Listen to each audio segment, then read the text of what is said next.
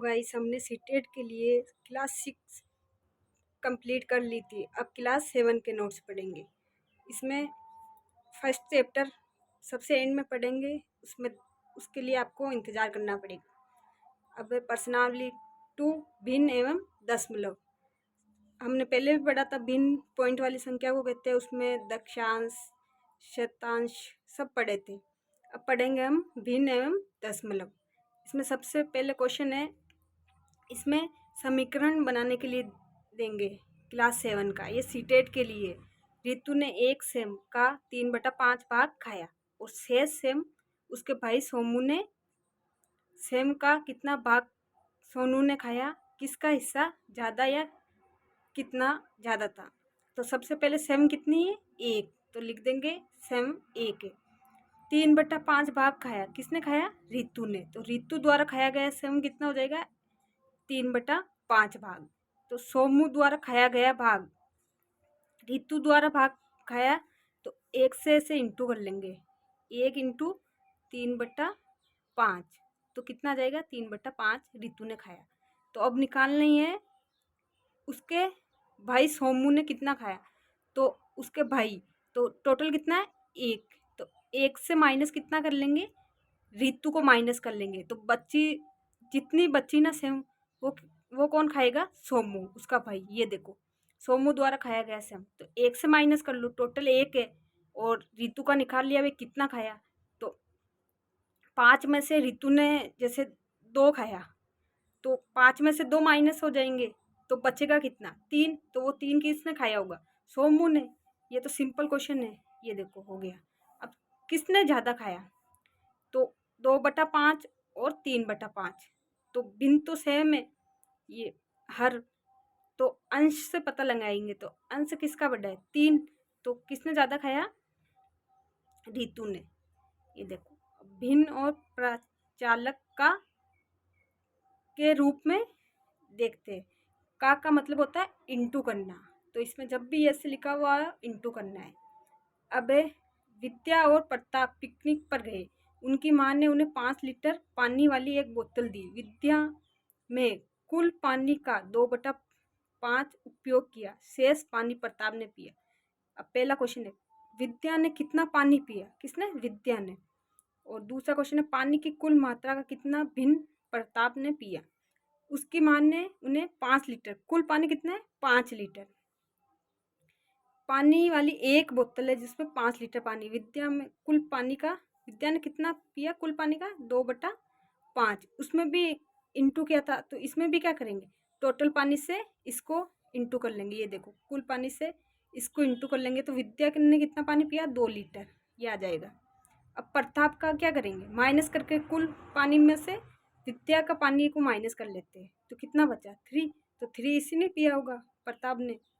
अब भिन्न के रूप में लिखना है, तो क्या आ जाएगा, भिन्न के रूप में टोटल कितना है, कुल लिखते हैं भिन्न हर में, तो 5 और 3 कितना है प्रताप द्वारा, 3, तो ये लिख दिया, भिन्न आ गए। अब कौन बड़ा कौन छोटा, पॉइंटर से सीधा भी देख सकते हैं, ये देखो, तो इसमें कौन बड़ा होगा, ये, तो ऐसे करके देख लो, या लघुत्तम से एलसीएम लेके ऐसे भी पता कर सकते हैं।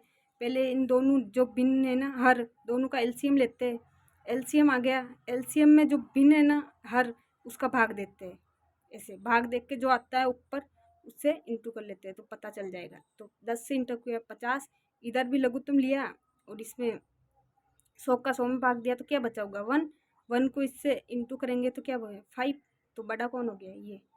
वैसे भी यही बड़ा होगा, पॉइंट से के अनुसार भी देख के, तो क्योंकि एक संख्या के बाद पॉइंट है तो ये बड़ा है, ऐसे कर लेंगे, एलसीएम लेके कर लेना सबसे अच्छा है। अब थर्ड प्रश्नावली, आंकड़ों का प्रबंधन। माध्य सभी परीक्षणों का योग अपॉन परीक्षणों की संख्या। जैसे क्रिकेट में इतने रन बनाए, 1 2 3 4 ऐसे लिख दिया, तो उन टोटल को जोड़ लेंगे, फिर कितनी संख्या है 7 तक लिखी, तो टोटल आ जाएंगे, ऐसे जोड़ के टोटल 7, ये सूत्र होता है माध्य, इनका माध्य निकल जाएगा। अब सबसे बड़े प्रक्षण माइनस सबसे छोटे प्रक्षण, ये होता है परिसर। सबसे बड़े परीक्षण माइनस सबसे छोटे, इसमें से सबसे बड़ा कौन है 7 और सबसे छोटा कौन है 1, तो 7 माइनस 1 कितना हो जाएगा 6, इसका परिसर हो जाएगा 6, ऐसे निकाल सकते हैं। अब बहुलक परीक्षणों में सबसे अधिक बार कितनी बार रिपीट हो रहा है संख्या, जैसे 7 7 3 बार आ गए और 2 2 बार ही आए, 3 1 बार ही आए, तो सबसे बड़ा वो कितनी बार आए ज़्यादा बार 7, तो ये हो गया बहुलक। अब माध्यक आंकड़ों को आरोही अवरोही क्रम में व्यवस्थित करने के बाद उनका बीच वाला मान सबसे ऐसे मतलब 1 2 3 4 5 6, सबसे पहले तो इनको आरोही अवरोही क्रम किसी में भी लिख सकते हैं। आरोही मतलब बढ़ता हुआ क्रम, अवरोही मतलब घटता हुआ क्रम। ये बढ़ता हुआ क्रम, तो इसमें सबसे बीच वाली संख्या ये आ गई 1 2 3, ये तो ये 2 संख्या आ गई बीच वाली, इसमें 7 और 8 1 2 3 4 और 1 2 3 4, ये 9, तो बीच वाली कौन सी आ जाएगी ये आ जाएगी 1 2 3 4, ये हो गया माध्यक। लेकिन सबसे पहले अवरोही आरोही क्रम में जमाना जरूरी है।